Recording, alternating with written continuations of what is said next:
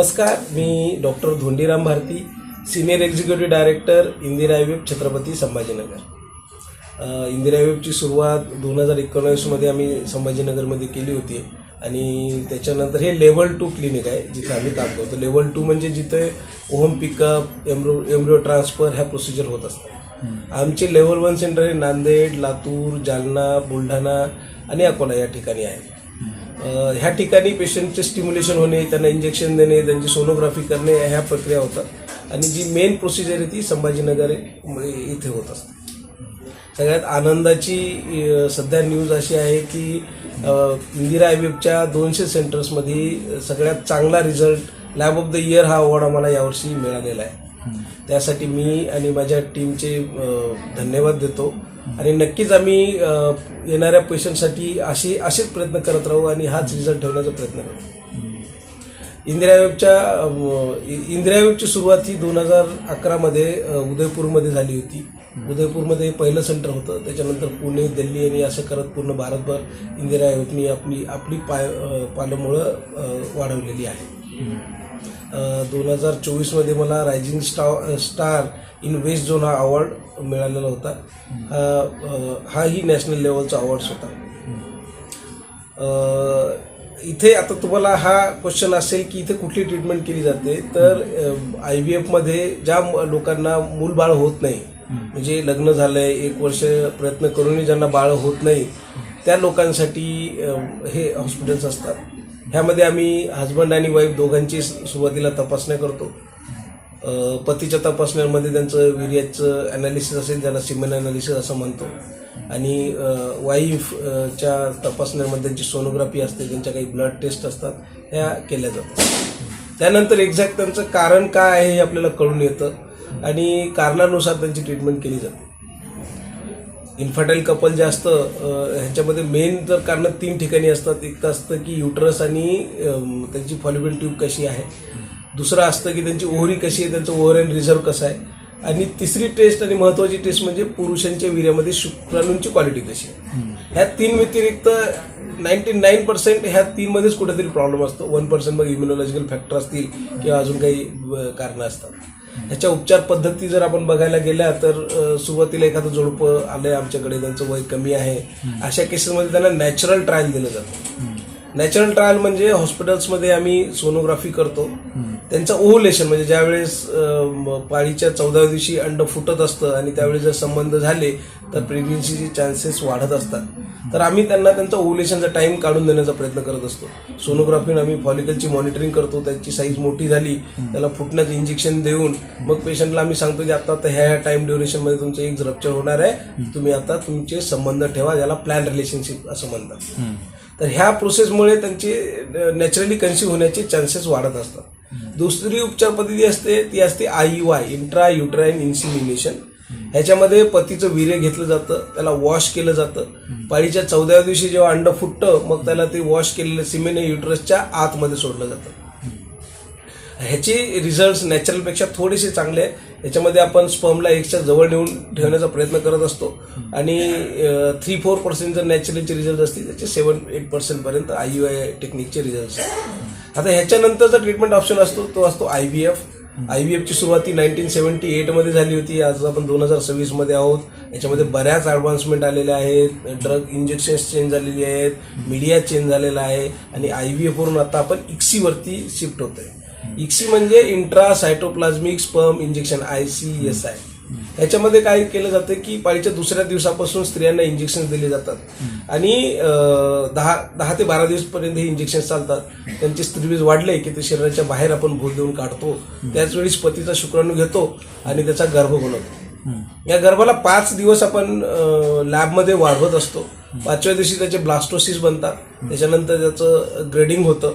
जे चांगल्या क्वालिटीची एम्ब्रिओज आहेत त्याला आपण फ्रीज करून ठेवत असतो लिक्विड नायट्रोजनमध्ये आणि 1-1.5 महिन्यांनी गर्भपिशवीची कंडिशन बघून त्यांच्या काही टेस्ट करून जसं की हिस्टोस्कोपी वगैरे करून त्या गर्भाला युटरसमध्ये प्रत्यारोपित केले जातं. आणि या प्रत्यारोपणाच्या 15 दिवसानंतर आपण त्यांची ब्लड टेस्ट करून हे कन्फर्म करतो प्रेग्नन्सी लागली की नाही लागली. त्याच्यात ती टेस्ट असते बीटा एसीची. बीटा एसीची व्हॅल्यू 100पेक्षा जास्त असेल तर आपण त्याला पॉझिटिव्ह म्हणत असतो है ना. आणि बिटासीच्या 15व्या दिवसानंतर सोनोग्राफी केली जाते आणि त्याच्यामध्ये हे कन्फर्म केलं जातं की एक बाळ त्यांचं आहे, 2 आहेत की त्यापेक्षा जास्त आहे. आता 2022च्या पूर्वी इंडियामध्ये कुठला लॉ नव्हता. 2022 नंतर आपल्याकडे ART लॉ इंडियामध्ये लागू झाला आहे आणि याच्यामध्ये काही गाईडलाईन्स दिलेल्या आहेत. त्या गाईडलाईन्स प्रमाणे ट्रीटमेंट करणं गरजेचं असतं.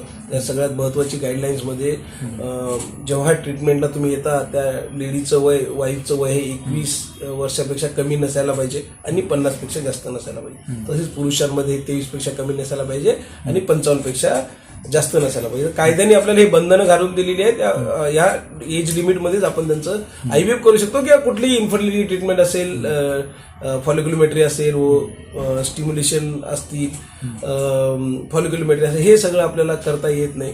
म्हणून कायद्याच्या चौकटीत बसूनच आपल्याला या सगळ्या गोष्टी करायच्या आहेत. त्याच्यामध्ये हे आहे की तुम्ही 2 जास्तीत जास्त 3 गर्भापर्यंत आपण ट्रान्सफर करू शकतो, त्याच्यापेक्षा जास्त ट्रान्सफर करायचं नाही असं आपल्याला कायदा सांगत असतो.